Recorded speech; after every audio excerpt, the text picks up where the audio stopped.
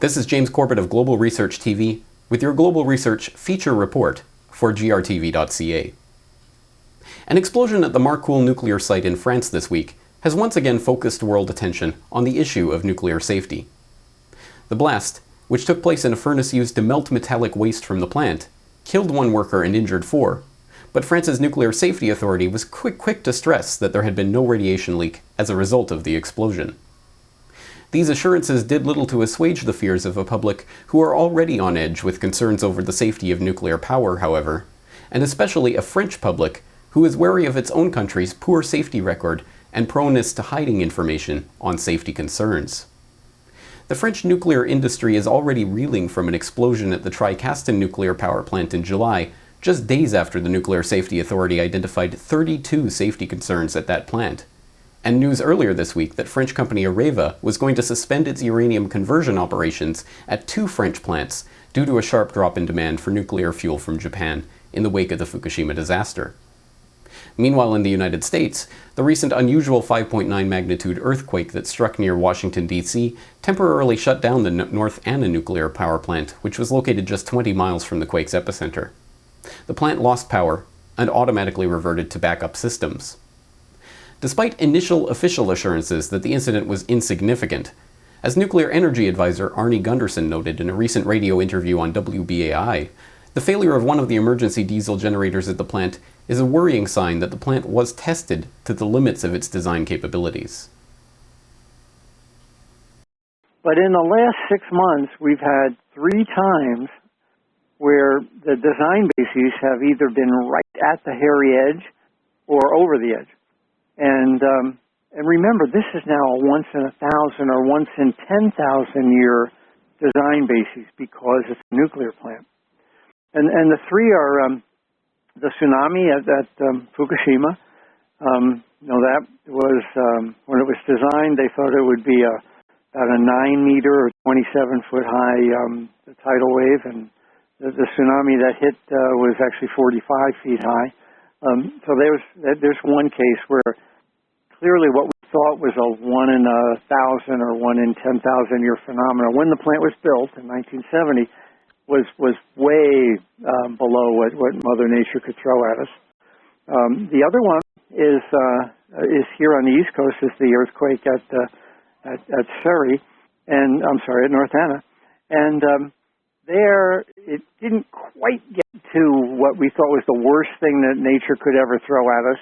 But remember, this plant's only been running for 35 years, and we didn't anticipate this kind of earthquake for 5,000 years. So again, we're right at that hairy edge. And the last one is the one we talked about last time I was on, which is Fort Calhoun.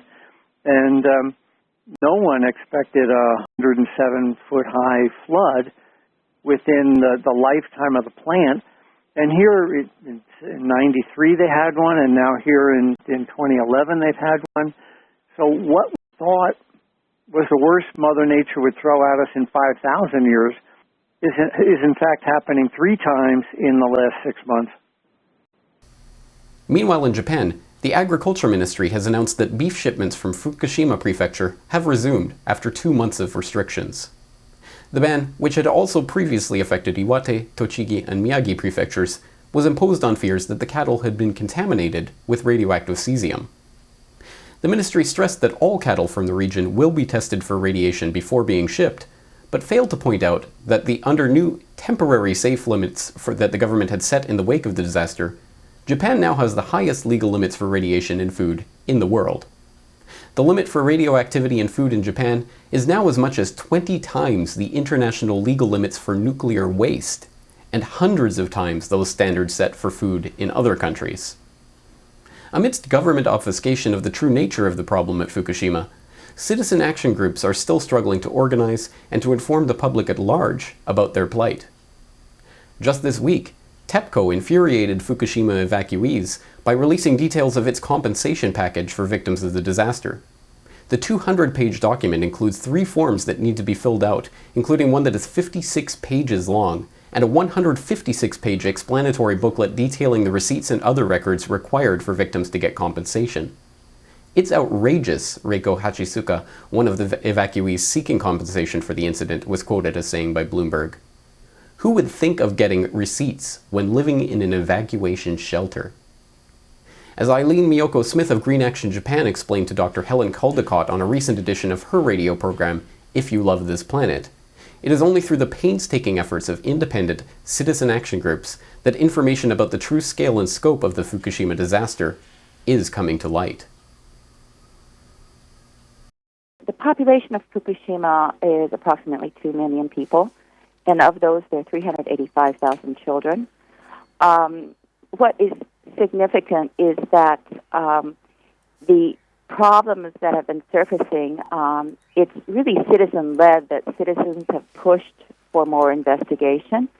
For example, right after the accident, this is an example, I found out about being able to get 5 radiation monitors to Tokyo, and so through Nuclear Information and Resource Services in Washington, D.C., they were sent, and I facilitated that.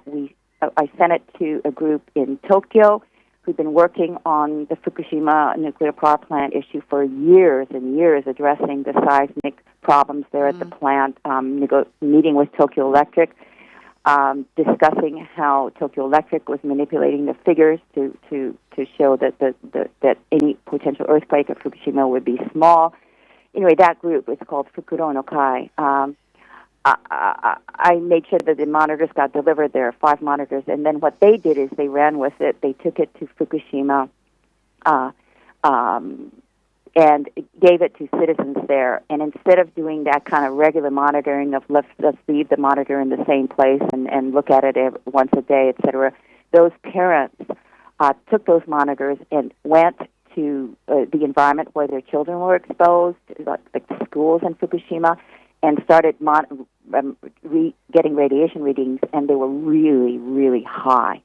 And because of that, they took that to the prefecture and said, look, you have to survey all the schools in Fukushima, the school grounds, and find out what kind of levels there are. And as a result of that, where citizens pushed for surveying, all the schools of Fukushima Prefecture got surveyed, 1,368 of them, and really high levels were found.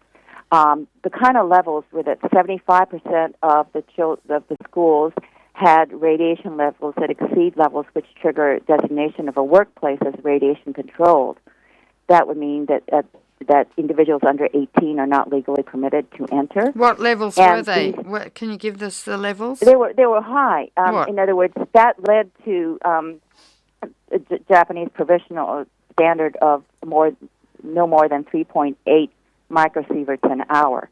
But the levels there were high, more than more than 1.5 microsieverts in many areas.